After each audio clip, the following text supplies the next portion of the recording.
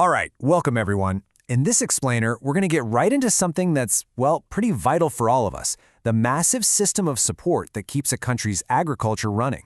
It's a huge topic, so let's dive right in. So, let's start with a big question. What does it actually take to support a nation's entire food supply? To back up the millions of people who make it all happen? Well, it's not just one thing, that's for sure. It's more like a carefully built system. Think of it as a toolkit full of different policies, and today we're going to open it up and see what's inside. Okay, first things first. Before we even get to the tools, we've got to talk about why this all matters so much.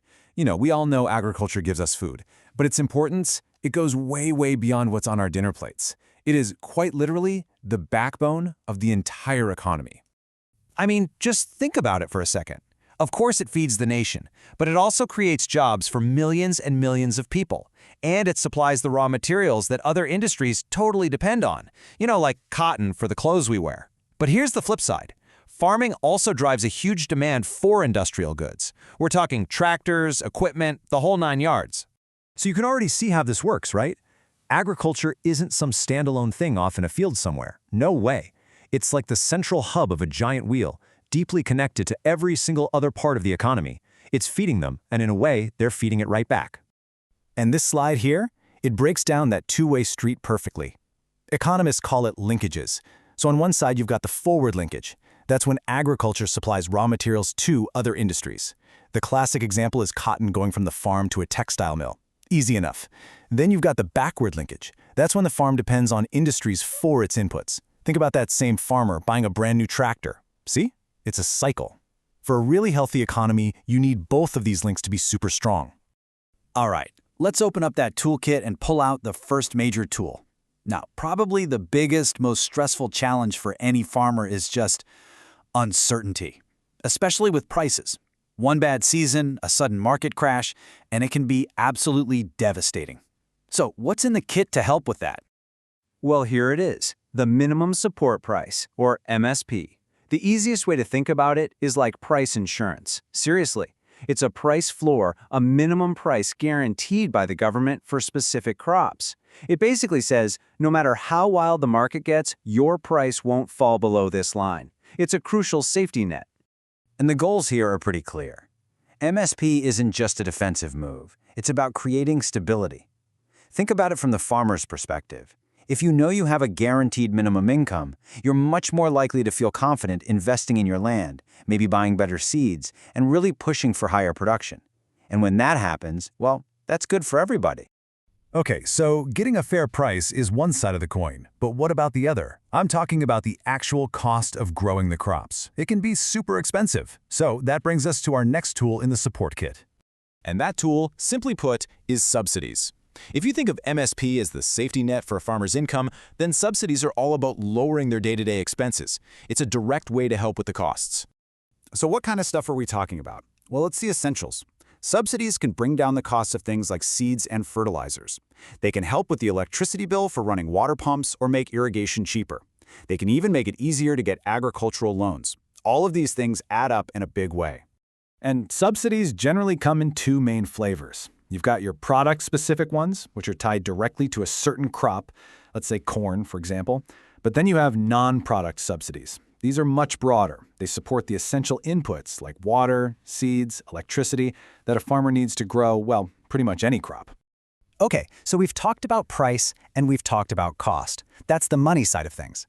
But a really smart support system has to go deeper. It has to look at the farm itself. We're talking about the fundamentals, the land, the farmer's know-how, and the infrastructure that holds it all together. And you can't get more fundamental than the land itself, right?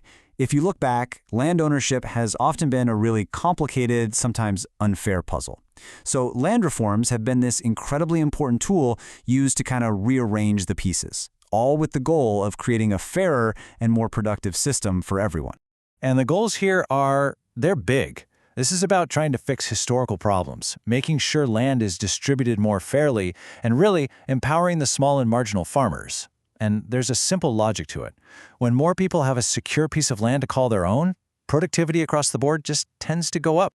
But of course, just having the land is only step one. It's the foundation, for sure, but it's not the whole building. To really make that land productive, farmers need access to knowledge, to modern tools, and to the basic infrastructure that makes modern farming possible. And this is where a couple of other really powerful tools come into play. First, you have things called extension programs. Think of these as a bridge for knowledge, bringing the latest farming techniques and technology right to the farmer's doorstep. And at the same time, you need strategic investment to build the stuff everyone needs. We're talking irrigation systems, better roads to get crops to market, and storage facilities so that food doesn't spoil. So let's just take a step back. We've looked at tools for price, tools for cost, and tools for improving the farm itself. But it's super important to remember that these aren't just a random collection of ideas. Nope, they're all pieces of a much bigger puzzle, a long-term strategic plan. And this timeline shows us two of those key blueprints. Back in 2000, you had the National Agriculture Policy, which kind of set the big picture vision for growth. Then, a few years later, in 2007, the National Policy for Farmers came along and really zoomed in, putting the farmer's actual well-being and sustainability right at the heart of the whole strategy. These are the documents that guide how all those other tools get used. So if there's one thing to take away from all this, it's this. There's no single magic bullet. It's all about a complex support system, with all these different interconnected parts working together towards the same big goal. Okay, let's do a quick recap. We started with the big idea. Agriculture is the absolute backbone of the economy. From there, we opened up that toolkit of policies and saw how it provides support. Everything from price guarantees and subsidies to reduce costs, all the way to on-farm improvements. And finally, we saw how national policies act as the blueprint that ties it all together. And that brings us to one final thought to leave you with. This toolkit we've been talking about, it's been built up and changed over decades. But the world isn't standing still. We've got huge new challenges on the horizon, like climate change and totally different global markets. So the real question, the one we have to ask now, is what new tools are we going to need to add to this kit to make sure farmers can not only survive but thrive in the future?